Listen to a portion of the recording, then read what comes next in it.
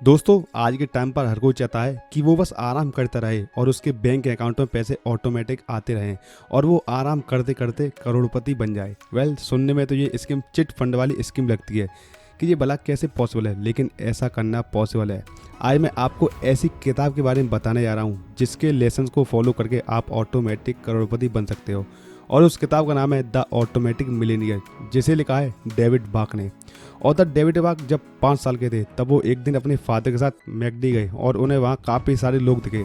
वो उन लोगों को काफ़ी देर से देख रहे थे और तभी उनके फादर ने पूछा कि बताओ तुम्हें कितने तरह के लोग दिख रहे हैं। तो इस पर डेविड बोलते हैं कि 2 तरह के, एक वो जो आराम से बैठकर अपना फूड एंजॉय कर रहे हैं और दूसरे वो जो काउंटर पर फूड रेडी कर रहे हैं। तब उनके डैड ने बताया कि लोग सिर्फ 2 तरह के नहीं बल्कि 3 तरह के होते हैं। पहले वो जो फूड एंजॉय कर रहे हैं यानी कस्टमर्स, दूसरे जो ऑर्डर रेडी कर रहे हैं वर्कर्स, और तीसरे यानी जो कंपनी ऑन करते हैं यानी कि इन्वेस्टर। और इन तीनों में ही हो सकता है कि एक कस्टमर जो अभी अपना फूड एंजॉय कर रहा है उसे ऑफिस जाकर बहुत सारा काम करना पड़े, वो भी एक ट्रैप में फंसा रहे, और एक वर्कर जो ऑलरेडी फंसा हुआ ही है क्योंकि वो इतने सारे लोगों को सर्व कर रहा है। पर एक इन्वेस्टर कभी भी एक ट्रैप में फंसा नहीं रहता, वो हमेशा पैसा लगाकर स्टॉक को ऑन करके फाइनेंशियली फ्री रहता है।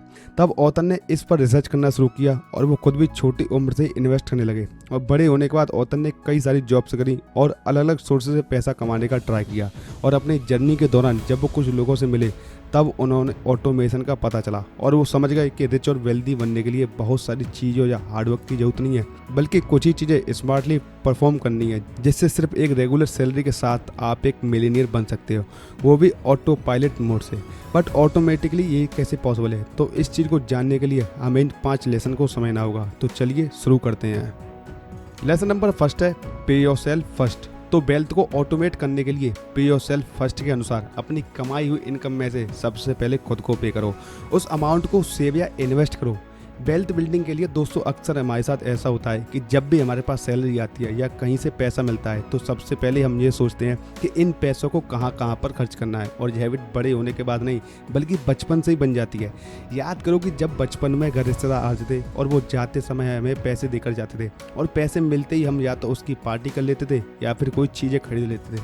और इसी हैबिट की वजह से हम कभी पे योरसेल्फ फर्स्ट वाले कॉन्सेप्ट को समझ ही नहीं पाए। इसका मतलब है कि इनकम आते ही उसमें से 10% अलग कर दो, उसे किसी सेविंग अकाउंट में डाल दो या फिर म्यूचुअल फंड के थ्रू एसआईपी में इन्वेस्ट कर दो।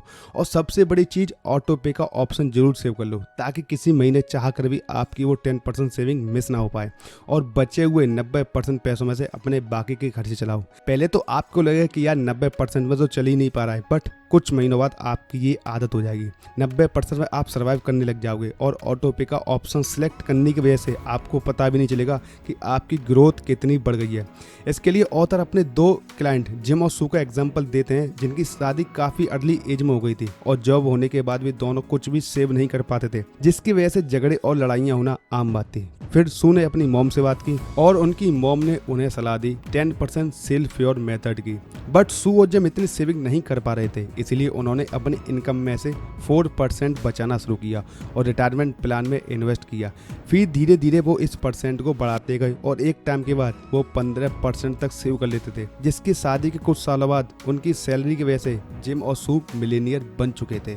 लेसन नंबर 2 है द लाटे फैक्टर। तो वेल्थ को ऑटोमेट करने की रेस में जो अगला फंडा मैं आपको समझाने वाला हूँ वो है द लाटे फैक्टर। जी हाँ, लाटे, कॉफी वाला लाटे। तो दोस्तों देखो, ये है हमारे मिस्टर प्यारीलाल और इनका दिन तब तक शुरू नहीं होता जब तक उन्हें गर्मा गर्म लाटे कॉफी नहीं मिलती। वो रोजाना सुबह सुबह काम पर जाने से पहले अपने पास वाले कॉफी हाउस से 150 रुपए की कॉफी लेते हैं और निकल पड़ते हैं। अब यहाँ ऑथर डेविड कहते हैं कि इन 150 रुपए को लाटे पर खर्च करने से अच्छा है आप इन्हें इन्वेस्ट करो और रिच बनो। इन कॉन्सेप्ट में डेविड में कॉफी पीने से मना नहीं कर रहे बल्कि फ्रूगल स्पेंडिंग करने को कह रहे हैं, जिसमें वो कहते हैं interested of spending $5 in dam coffee, just save them and become rich. Example के लिए मान लें तो मिस्टर प्यारीलाल जो रोज सुबह 150 रुपए की कॉफी पीते हैं वो एक वीक में लगभग 1050 रुपए की कॉफी पी जाते हैं और एक मंथ में 4,500 रुपए की, और एक साल में जो हो जाएगा लगभग 54,000 रुपए। 54,000 सिर्फ कॉफी पीने पर। अब आप सोचो कि मिस्टर प्यारेलाल कॉफी हाउस से कॉफी ना पीकर खुद अपने घर में कॉफी बना लेते तो उनका कितना पैसा बच जाता। यहाँ डेविड कहते हैं कि अगर आप अपनी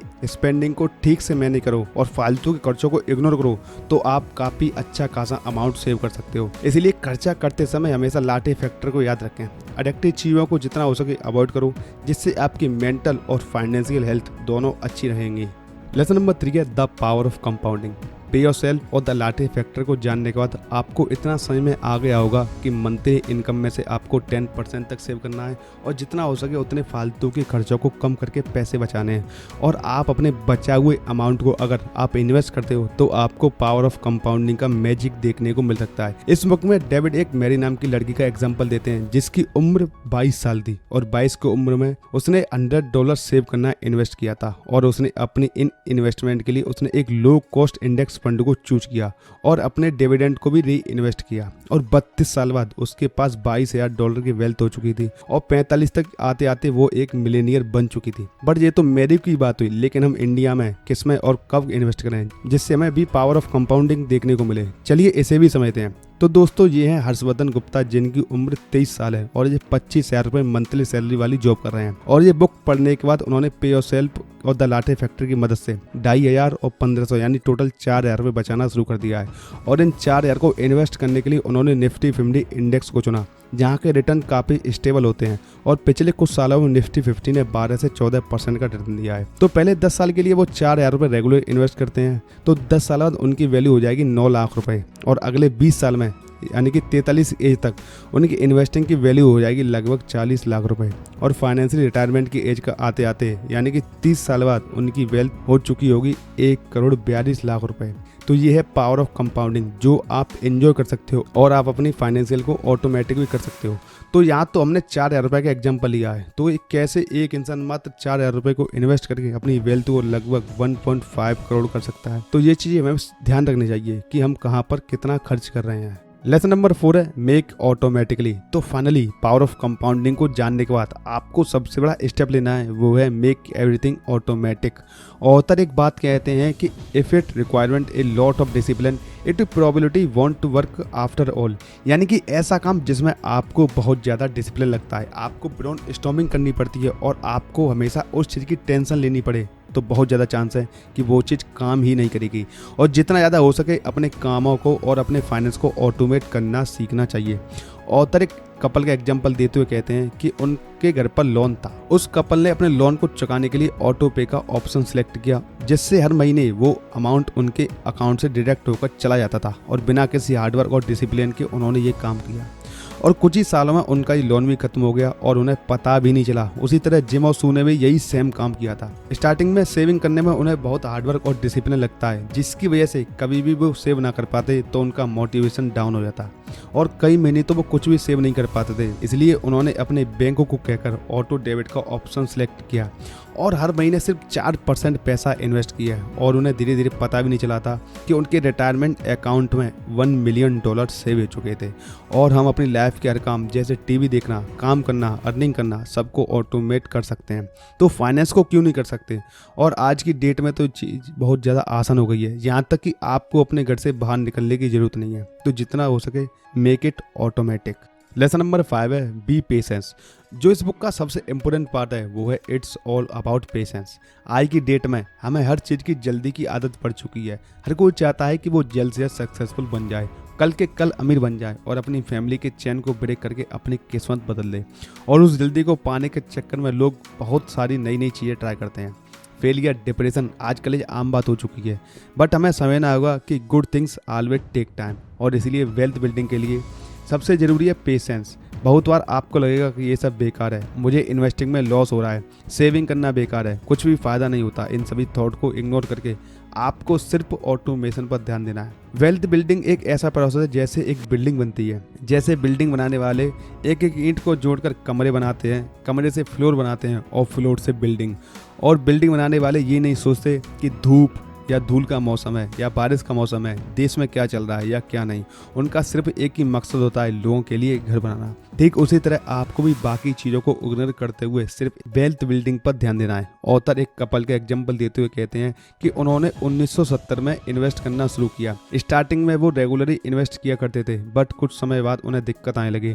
स्टॉक मार्केट की कंडीशन भी कुछ खास नहीं चल रही थी और फाइनेंस को लेकर दोनों हस्बैंड वाइफ में काफी लड़ाई होती थी। पर इन सब के बाद भी उन्होंने इन्वेस्ट करना नहीं छोड़ा। धीरे धीरे उनकी वेल्थ इंक्रीज होने लगी और रिटायरमेंट के टाइम उनके पास $2 मिलियन जमा हो चुके थे। सो ऑटोमेटिक मिलेनियर बनने का एक ही तरीका है, अपनी इनकम को ठीक से एडजस्ट करो, मैनेज करो और इन्वेस्ट करो और एक फाइनेंशियली फ्यूचर क्रिएट करो। And always use the automation and be a automatic millionaire. उम्मीद है दोस्तों ये वीडियो आपको अच्छी लगी हुई। अगर अच्छी लगी हो तो इस वीडियो को अपनी लाइफ में ज़रूर उतारें एंड कमेंट करके जाना कि आप इस वीडियो को अपनी लाइफ में ज़रूर उतारोगे। Thank you for watching.